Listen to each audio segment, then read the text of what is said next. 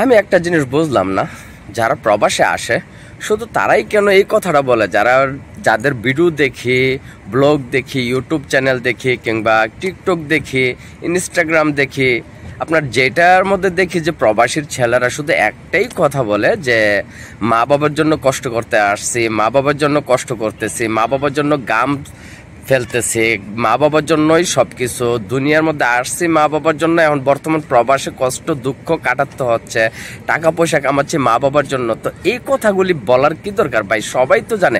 তো কখনো কি একবার ভেবে দেখেছেন যে নিজের জন্য কি করতেছেন? শুধুই কি মা বাবার জন্যই করতেছেন, আপনার নিজের জন্য করেন না? আয় হায়, আমার তো মানে কথাটা শুনে তো আই এম তো অবাক, বিশ্বাস করুন আই এম তো অবাক যে নিজের কথা কেউ বলে না। কেউ একবার বলে না যে আমি আমার বউয়ের জন্য আসছি, আমি আমার সন্তানের জন্য আসছি, আমি আমার নিজের জন্য আসছি, বা আমি আমার নিজের প্রতিষ্ঠাতা বাড়ানোর জন্য আসছি, কয়টা টাকা কামানোর জন্য আসছি, কিসের জন্য আসছি সেটা বলে না। শুধু এক কথা বলে যে মা বাবা। কি মা বাবা কি জন্ম দিয়ে কি আসলে ভুল করেছে? আর মা বাবা কি আপনাকে বিদেশ পাঠিয়েছে নিজের পায়ে দাঁড়িয়ে কয়টা টাকা কামাবেন, ব্যাংক ব্যালেন্স করবেন, বড়লোক হবেন, কিছু টাকা করবেন, করে দেশে গিয়ে ভালো একটা ব্যবসা করবেন বা বিয়ে শাদী করবেন, সেটার জন্য আপনাদেরকে মা বাবা পাঠিয়েছে এই দেশের মধ্যে, বা যে কোনো দেশে পাঠিয়েছে, বিদেশ পাঠিয়েছে, এক কথা শেষ। টাকা উপার্জন করার জন্য। শুধু কি আপনারা মা বাবার জন্যই কি আপনারা বিদেশে আসছেন? কি মা বাবা কি আপনাদেরকে জন্ম দিয়ে কি ভুল করে ফেলেছে? আসলে আমি বুঝতে পারতেছি না। খালি কথায় কথায় এক কথাই বলে যে মা বাবার জন্য আসছি, মা বাবার জন্য কষ্ট করতেছি। আরে ভাই, আপনারা বিদেশে আসছেন, সবাই জানে যে বিদেশে আসছেন, ঠিক আছে? বিদেশে আসলে সবারই কষ্ট করতে হয়। আমার এই ভিডিওটা কিন্তু রাত্রের 12টার দিকে আমি করতেছি, আপনাদের জন্য এই ভিডিওটা বানিয়েছি রাত 12টার সময়। তো এখন বসে বসে রুমে বসে বসে গিয়ে আমি এডিটিং করবো, এডিটিং করে কিন্তু সকালবেলা পোস্ট করব আপনাদের জন্য। দেখুন রাত্রেবেলার সিনারি, তো রাত্রেবেলার সিনারি কিন্তু আমি আপনাদেরকে দেখাচ্ছি। আমার এই ভিডিওটা রাতের 12টার দিকে বসে বসে করতেছে, একদম নীরব হয়ে গেছে। কিছু কিছু মানুষ আছে দেখুন চলাফেরা করতেছে, মহিলা এবং বাচ্চারা খেলাধুলা করতেছে। ওকে, তো আগামীকাল ওদের আবার স্কুল মাদ্রাসা সব কিছু আছে, সেই জন্য চলে যাচ্ছে সবাই। এই দেশে কি কেউ আপনাকে বসে বসে টাকা দেবে? হ্যাঁ, এটা তো আপনারা জেনে শুনে আসছেন, জেনে শুনে আপনারা পা বাড়াইছেন। তা আপনাদেরকে কি কেউ বসে বসে টাকা দেবে? এটা কি বাবার হোটেল? এটা কিন্তু বাবার হোটেল না।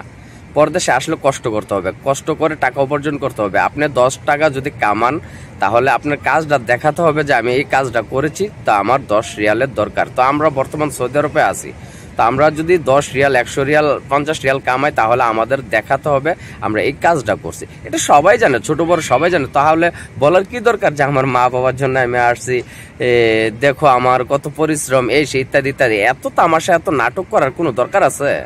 কোনো দরকার নাই। আপনারাও প্রবাসী, আমরাও প্রবাসী, আমিও তো একজন প্রবাসী। কই, আমি তো কখনো বলি নাই যে আমি আমার মা বাবার জন্য আসছি। হ্যাঁ, আলহামদুলিল্লাহ, মা বাবা জন্ম দিয়েছে, মা বাবা বড় করেছে, মা বাবা লালন পালন করেছে। মা বাবা যতদিন জিন্দা থাকবে ততদিন আমাদের উপরে হক আছে, আমরা দিতে হবে বাধ্যতামূলক।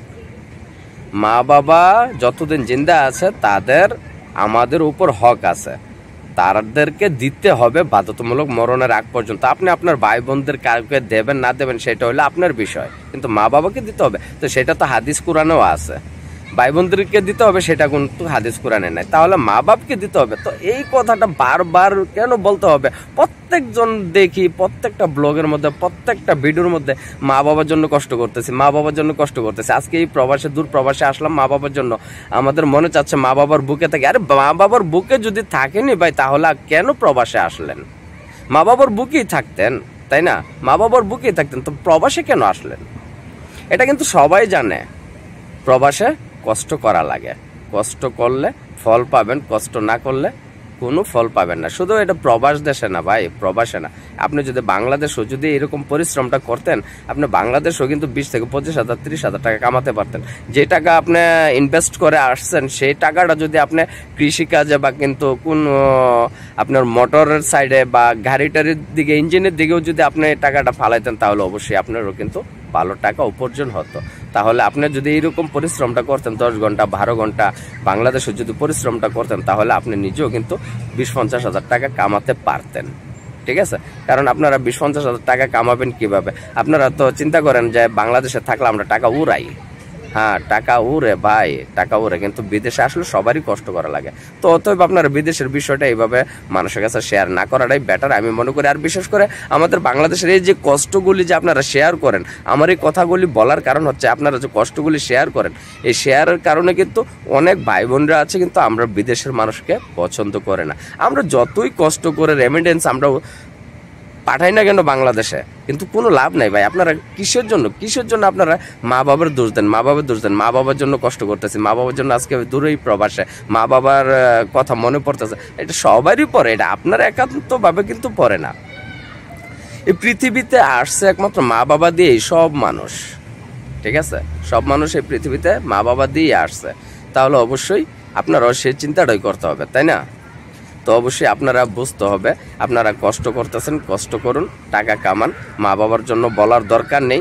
আপনারা বিদেশের কষ্টর বিষয়টা আপনাদের কাউকে আপনারা বুঝতে দিবেন না, বুঝতে দেওয়া না দেওয়াটাই আমি মনে করি সবচেয়ে বেটার। তো অবশ্যই আপনারা নিজের চিন্তা করুন, কিছু টাকা জমিয়ে মা বাবার দোষ না দিয়ে মা বাবাকে কিছু টাকা পাঠান, রেন্ট শেষ করে নিজে যায় একটা ব্যবসা বাণিজ্য ধরেন, এনজয় মোটরসাইকেল গাড়ি ঘুরি এইসব না চিন্তা ভাবনা করে কীভাবে নিজে একটা প্রতিষ্ঠাতা দেবেন সেই চিন্তা করে কয়টা টাকা কামিয়ে তারপর দেশে যান। ব্লগের মধ্যে সবাই বলে, সবার মতন বলে মা বাবার জন্য আসছে। ভাই সেই কথা বলার কোনো প্রয়োজন নাই ভাই, এটা সবাই জানে যে বিদেশে কষ্ট করতে আসছি, কষ্ট করে রেমিটেন্স কামাবো, টাকা কামাবো, তাই।